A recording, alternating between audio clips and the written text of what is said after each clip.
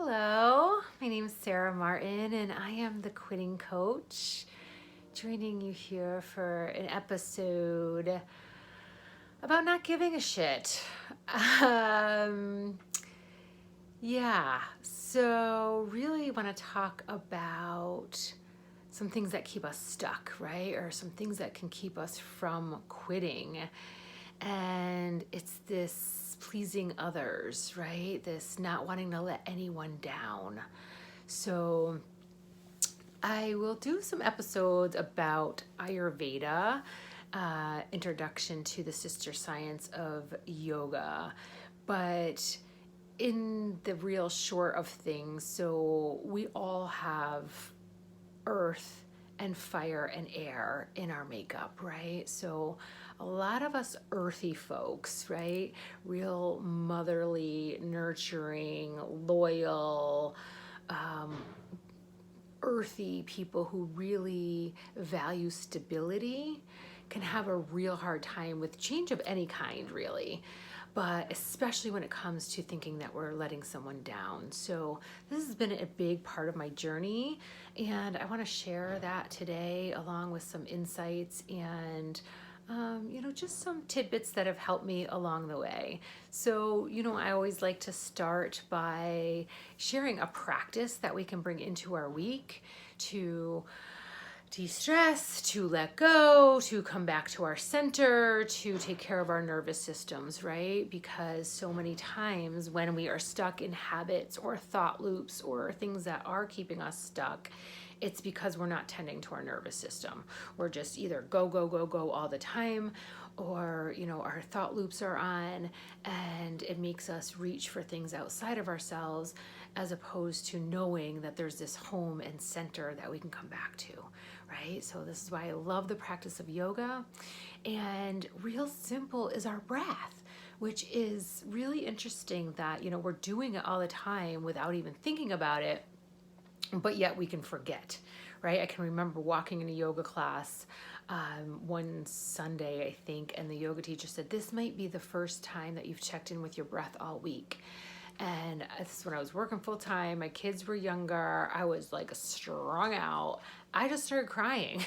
Being like, yeah, I haven't even checked in with myself at all. So, always that one hand to heart, one hand to belly.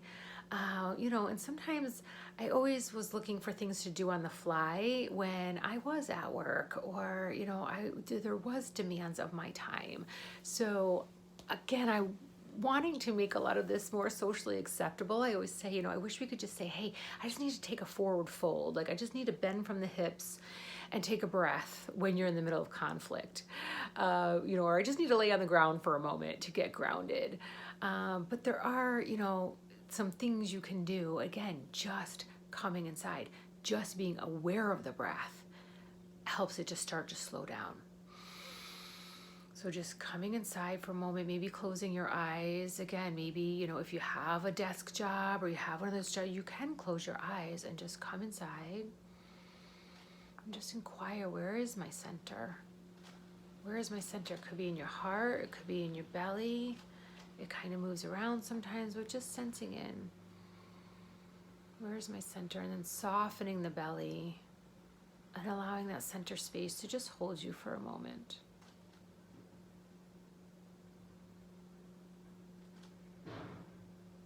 And then opening your eyes. And just, again, just those little resets. Maybe it's every hour that you do that for yourself.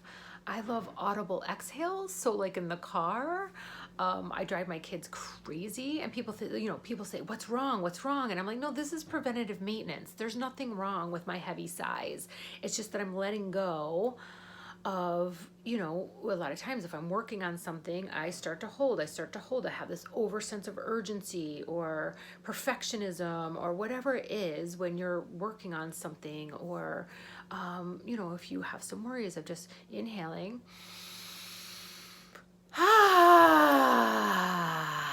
and just letting it out in that way. So I won't do that repetitively, but you get the idea. And why not make that socially acceptable for yourself? Right? Which is a good segue into, we don't do these things because we're worried about what other people are going to think. Who cares? Who cares? I mean, especially when it's, you can't do it in the middle of a meeting. Hopefully, maybe in a few years, if this trend catches on, our audible breath will be acceptable. But for now, when you're in the car, again, and maybe it's more than an exhale, you need to let out a scream. The car is a great place to decompress. So that's my tip and tool of the week. And again, getting into these things and these stories that we tell of what people think or expect of us, right? So thinking about, even just asking, like say you're in a partnership, or you feel like, I don't have time for this kind of self-care. I don't have time to go to yoga. I don't have time to say, can you please excuse me? I need to go lay on the ground for a little bit because I'm feeling anxious. And we make up those stories when in fact someone might want us to ask for that time and space, right? If it makes you a better version of you, if you're in an argument and you're about to say a whole bunch of things that you're going to wish you never said, if you said, you know what, I need to step away here and I need to go get grounded, and not as a way to just shut someone down, to make sure you go back and, have the important conversation. But what if more of us did that? What if we actually did take better care of ourselves so that we're showing up as a better version of ourselves, right? So I just ask you to consider that this week of, when am I coming from obligation as opposed to a desire to show up and do something, right? So this is when your no becomes the best self-care and the best thing you can do for someone else. Right? We've all shown up in obligation, gone to a party we didn't want to go to, and it was not fun, right? It did not serve either one of us, right? So considering that showing up as your best self is how you serve people. Now, is that always possible? Like, do you have to go to your kid's kindergarten graduation? Probably, but what can you do before that to shore yourself up, right? Was there something you could say no to so that you can conserve energy for that? Because that is, important to you, even if it's not the best case scenario as far as where you want to be at that moment, right? So just thinking about that, and I was reflecting on this for myself on many different things. Food was a big one, and actually what brought this up was I was having brunch with a friend, and I do intermittent fasting, so I eat in like an 8-hour window, sometimes 6. So I don't usually eat till like 1 o'clock, 2 o'clock in the afternoon. And I met a friend for brunch, and we had walked earlier, so she had already ordered, and then there was somebody else at the table. It was just like, it was kind of awkward. And there is this thing, like sometimes, I'm not stringent with it either. So like sometimes if I go to brunch with friends, I'll eat brunch. But like that day, I really wanted to honor it. I wasn't hungry. So, I was comfortable enough with this friend to say, no, I'm not eating, I'm just having coffee, right? But then I worry, like, does that make her uncomfortable? I'd have to try that on. Like, I wouldn't be uncomfortable if somebody just had coffee. I would honor, how they eat. And I knew this friend would too. And it was not a big deal. And I just sipped my coffee while she ate some brunch. And it was very freeing and very liberating. But as I was trying to lose my extra pounds, and I have, shared before that I have had a tough relationship with my body, with food, with extra weight being on me, for a long, long time. So as I would try to, have some different eating habits, I would feel so much angst, like going into social situations, right? So a lot of times also I'm eating to soothe myself, right? So I have to really prep myself, but especially with my family of origin, where I realized food was love, right? Food was love. I feed you to show my love for you. So, that can really be a challenge of, especially if you were the one to say, oh, this is so great, this is so yummy, or people will ask you, right? Because it brings up their own stuff. And this was certainly true with giving up alcohol, and still is true, right? Of, just standing your ground though, and really just holding true to, yeah, no, I'm not eating carbs today, or I'm breaking up with sugar, or whatever it is, as long as you're not restricting in a punitive way, as long as you're doing it in a loving, kind way, to just honor that and not worry what it brings up in other people. Like, some people can get snarky, make little flip comments, and just stay really true and grounded to yourself, knowing that as you're staying true to yourself, that you are just better for everyone. So, like I said, that goes with alcohol with me. I used to just really think, oh, everybody's looking for me to drink, because this is the way I was socialized. I was the drinker, I was the party girl. So I would get very, like, if I knew, people were going to be drinking, and it's not because I was afraid I was going to drink. I am pretty shored up on, I have drank enough for a lifetime. I'm done here. I don't even desire alcohol anymore. So it's not a white knuckling situation. For me, it's caring about what other people think, and people thinking I'm lame, or, whatever it's going to bring out in them. And what I really realized, except for a couple situations where people really couldn't let it go,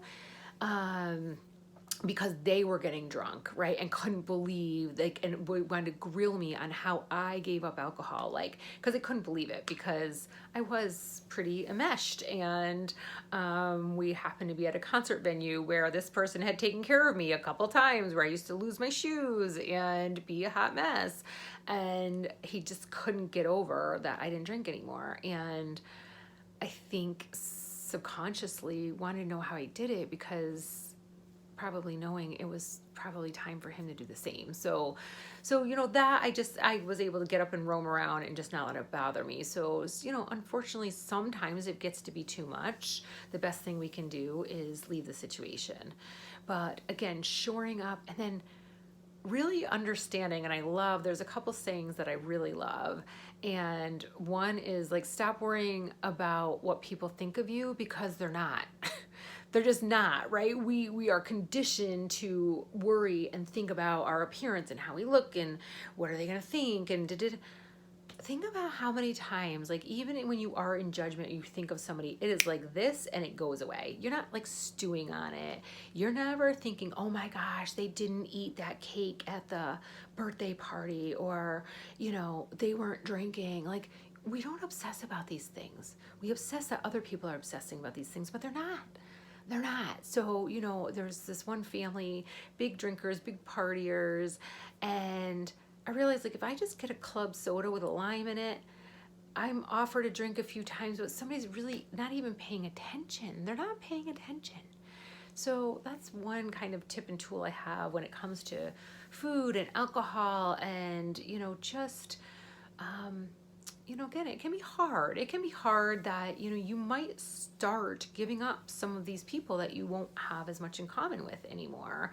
And that's okay, right? For us earth people, a lot of times it's like friends for life, ride or die, and it was amazing. If you want to expand and grow, sometimes you got to let go of the people that aren't, right? And that's another beautiful saying, that sometimes we're not so afraid of the fear and the stuckness and the things we think we're afraid of. We're afraid of our light and our expansion and our growth, and actually being the truest version of ourselves, right? Because I have found sometimes that, a lot of times, many times, that takes a lot more courage than just doing the same old thing, right? So that's the other piece of being able to let things go, right? And that leads me into my experience with my job, and the story that was really keeping me stuck for a long time. And I'm watching, and I heard the best explanation about how, I thought I had to stay for the security of my kids, right? I had those golden handcuffs. I had a really, great 6-figure paying job, bonuses, mileage, all of the things that, from a security, the health insurance, saving for my kids' college. Like, I had all the things that were keeping me safe and secure and convincing me that I'm a great mom because I'm providing for these kids. And what happened is that, I'm starting to be really miserable and having meltdowns, and I'm not getting along with the people that I'm working with because we are not aligned. I'm not aligned with a minimum wage employer who is lining the pockets of, the VPs and the directors making a ton of money while we're paying minimum wage and being really harsh to the people that are working for us. So I'm not the best version of myself for my kids, right? I'm stressed. I am stressed, like I'm crawling to yoga class, right? So it just gets to a breaking point where I realize, like, I can't do this. I can't do this. Like, I'm going to leave or be fired, or, I need to leave. But again, I was convincing myself I had to stay for my kids. And what came to me while I was in one of my group coaching programs was, what if, being the best version of yourself? And what if them watching you let go of the security and the safety and being unhappy, and then recreating and being an entrepreneur and following your dreams? What if that's the best thing you could do as a mother, right? And I'm telling you, it's not real easy, but I'm finding my way, and I'm really having that epiphany. And I just listened to a podcast, and I'm not going to remember his name. I want to say Ed Myatt, with a book called Just One More or something like that. I'm definitely getting my hands on it. He coaches at a very, very high level, reminding me how necessary this work is as well. And talked about, he grew up in an alcoholic family, so there was a lot of relating I could do. And about our mess being our message. So that was also very reassuring that, I'm here to help people who have walked through the same fires I have, or who are currently feel like they're on fire and want to be put out, So he talked about a form of neglect, though, that, there was neglect in his family due to the alcoholic parent and some things that had gone on, but that there's this other form of neglect, and he was very fierce about it, that we can neglect our children by not becoming that best version of ourselves, by not following our passions and our desires and growing and expanding and like staying stuck, right? Because we know what that feels like, and then our energy is really low. And so many times, a lot of times, there was many times I took my stress out on my kids, right? Like, it wasn't about the toothpaste cap not being on, or for me, it's the toothpaste that's globbed on the towel, is actually one of my daughter's habits, that put me over the edge. But it wasn't that, it was everything that was adding up, right? Whereas if I'm getting to create my own future, and or I'm in a job that I love, then I'm the best version of myself. And that's what they're getting. Like, they're getting to see me, be challenged. They're getting to see me show up on coaching calls to grow and expand. They're seeing me continuously learn. They're seeing me take care of my body. They're seeing me not taking alcohol in, which is huge in a karmic pattern for my family and my kids. Certainly they're teenagers. They've tried, they've played around, but nothing extreme. So still praying that, by setting this example, by being who I am, is more than anything I can say to them, right? Like, they see it. They talk about the parents who are sending a kid to rehab while they're popping their pills themselves, and not to say that there's not room for antidepressants or any medication people need, but this, one person I'm thinking about is, there's a lot of alcohol and drugs going on with the parents. So, again, it's I don't necessarily always hear what you say, but I see what you do, so I just love that. And I just share that, again, because the story that kept me in my head was I had to hang in there for them, right? And even trying on, I don't want to live here in the winter. at some point, and understanding that like home is wherever I am, and raising them to give them wings, right? And that anytime we're staying out of obligation to someone else, we're doing a disservice to ourselves and to them. Right? So I've seen so many relationships where, I don't want to hurt them. They need me, right? They need me. And sometimes, that can feel very true, especially if it is, somebody who's an alcoholic or an addict or feels like, you're taking care of them. And, again, though, are you holding that pattern in place? Is it time to go? And that usually when your heart is screaming yes, it's best for both parties, right? I used to worry like so much about canceling on people or not showing up, which is a great strength of an earth person. I have a lot of fire in me too, so I do what I say I'm going to do and I show up.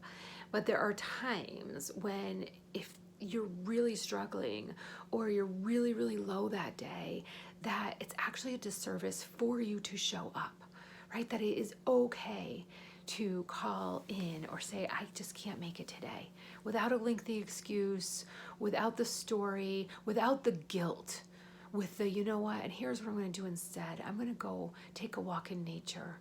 I'm going to take a bath. I'm going to take a nap. And I'm going to take care of myself as service to others. So I know it's repetitive. Everyone says put that oxygen mask on first, right? But we're really only told that, seriously, we're told that when we're about to crash in a plane, that's the only time we're supposed to do that. And I think we've all had experiences, and we know that when we've had nourishing time for ourselves, we do show up better. And we've had times where we have left that person that's drinking too much or treating us badly. And, maybe they came around. Maybe you were able to see where, okay, me leaving them actually helped them. Right? And sometimes it takes years and years or lifetimes, right? Maybe, nope, that's not true, but it sure helped save me, right? And made room for this other person that I met that I do vibe with, that is serving me and I am serving them, right? So maybe it's not that exact person, but you're making room for something or someone else, right? So just be willing to inspect that. How much are we worried about what other people are thinking? I used to think, oh, so easy for you to say, right? So easy for you to say, especially if it was a man a lot of times. Sorry, dudes, if you're listening, but even with this guy yesterday, I'm kind of like, easy for you to say, like, as with the kids, especially, that like, I feel like men just get celebrated for being a great dad, whereas the burden rests on the mother so many times of what's expected. It's not celebrated, it's just expected. So, again, I used to think, or, easy to say, just leap and the net will appear, well, I've actually done it. And yeah, I mean, it takes a lot of trust and a lot of faith, but these nets keep showing up. So that's the really exciting part. And like I said, my kids are around and they're watching me create something that is going to give me my best life, right? And allow me to give them their wings, right? So that I'm not just sitting back here waiting for them to give me grandchildren so that I can feel valuable, right? Like I have other plans, I have other dreams, I want to travel, and I've already had something land in my lap where I can spend some more time in Florida when it's winter, while they're still going to college, while one's still in high school. Like it doesn't have to be, okay guys, see you later, bye, right? I'm not bailing on them, but I'm starting to slowly create this life, right? So it doesn't always need to be that major leap.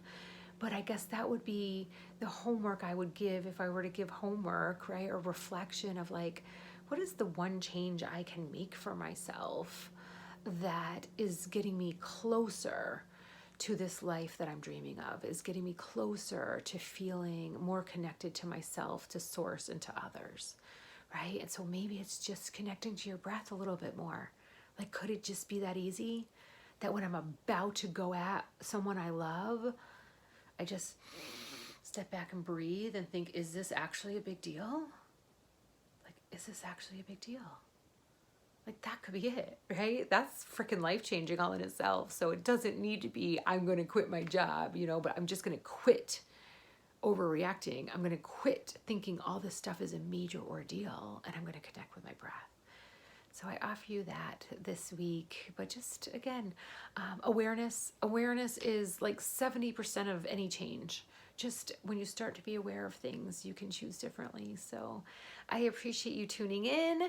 And I actually have a new website to connect. I'll put it here on my YouTube channel once I figure out how to do that. But it's sarahmartincoach.com. So that's SARA, no H, MARTIN coach.com, and all of my offerings are on there, my one-on-one coaching packages. You can sign up for a consult call. So please do check in, subscribe, like, share this video with anyone you think could benefit. We are all running around trying to please each other. And yeah, it's really amazing how you can show up when you start with yourself first. Big love.